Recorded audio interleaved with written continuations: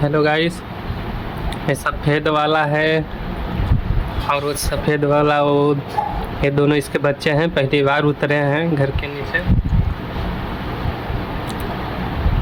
और सिखा रही है। अभी वो दोनों उड़ने नहीं सीखे हैं।